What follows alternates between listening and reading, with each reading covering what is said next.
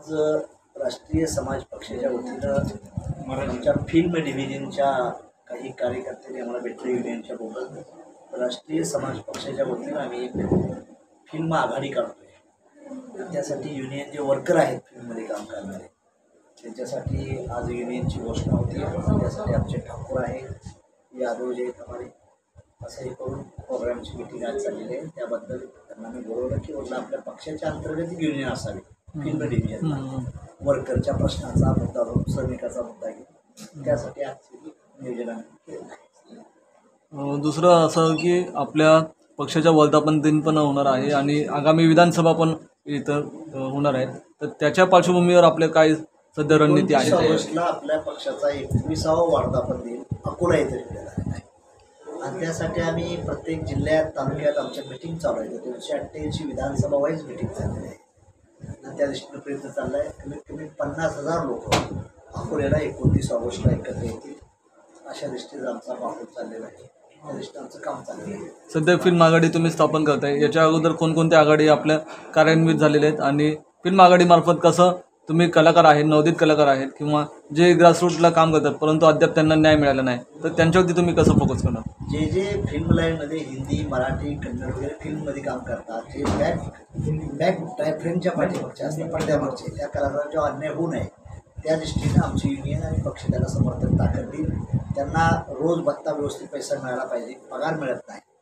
जो डायरेक्टर आहे मधला एजंट आहे तोच पैसे खातो, यांना परत देत नाही।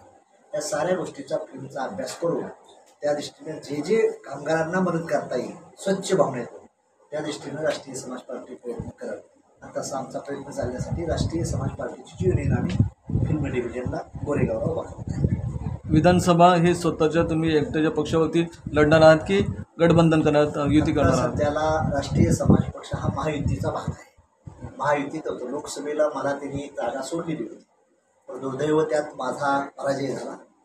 4,87,000 मतदान मला मिळालं।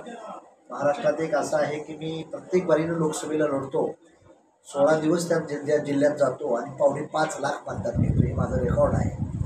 पहिलं नांदेड लढवलं, सांगली, माढा, बारामती आणि परवा परभणी लढवलं आहे। तर माझं वोट ऑफ पर्सेंटेज वाढत चाललेलं आहे, पक्षाचं देखील ही वाढत चाललेली आहे। माझ्या नगरसेवक माझे आहे, 4 राज्यात मला टेक्निकली मान्यता मिळालेली आहे। महाराष्ट्रामध्ये 4 आमदार आलेत म्हणून माझ्या पक्षावर, महाराष्ट्रात नगरसेवक आहेत, जेडपी मेंबर आहेत। उत्तर प्रदेशमध्ये आमचं वोट ऑफ पर्सेंट चांगलं वाढलेलं आहे। गुजरातमध्ये आमच्या 3 नगरपालिका आमच्या ताब्यात आहेत। बडोद्या ठिकाणी विरोधी पक्ष नेता राष्ट्रीय समाज पक्षाचा आहे माझ्या शिब्बारवर।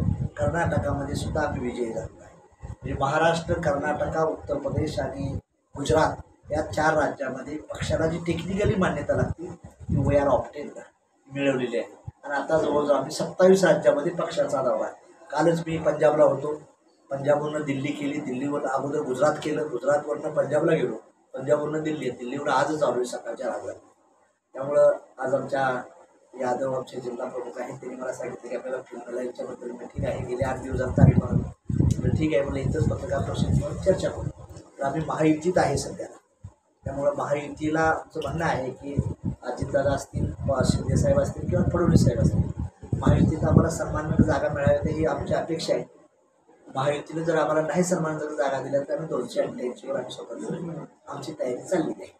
हिंदी में किती जागा लढवण्याची इच्छुक आहे? कुठले मतदार? 50 जागा आहेत आणि आम्ही त्यांचं पत्र देतोय। 50 जागा विधानसभेच्या 288 पैकी 50 जागा महायुतीनं राष्ट्रीय समाज पक्षाला सोडाव्या हे आमचं त्यांना आग्रह। बच्चू कडू जे शरद पवारांची भेट घेतलेली अशा परिस्थितीमध्ये महायुतीचे ते घटक होते, कसं होते? आता बच्चू कडूबद्दल बोललेलं नाही, त्यांचं लोकसभेलाच ते मला वाटते महायुतीतून नाही चालले होते त्यांचं, त्यामुळे ते त्यांच्याबद्दल आता महायुतीला ते स्वतंत्र लढले होते, त्यामुळे त्यांचा निर्णय ते घेतील। त्याबद्दल मी डायलॉग करणं योग्य नाही। मुंबईमध्ये एखादी जागा लढवून? मुंबईमध्ये एखादी काय बरेच लढवणार मी, शिवाजीनगर लढवणार आहे, नेहरू नगर आहे, मागा ठाणे आहे। मुंबईमध्ये नेहरू नगर, मानखुर्द आणि मागा ठाणे आहे माझे, 2-4 ठिकाणी मुंबईमध्ये माहीत आहे। मुंबईमध्ये भी लढणार चालने दुर्लभ नाही। सर हिंदी में बैठ लेंगे। जैसे कि राष्ट्रीय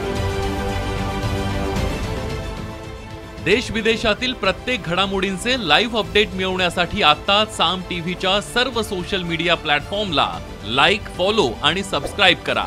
तसंच सर्व नोटिफिकेशनसाठी बेल आयकॉन प्रेस करायला विसरू नका.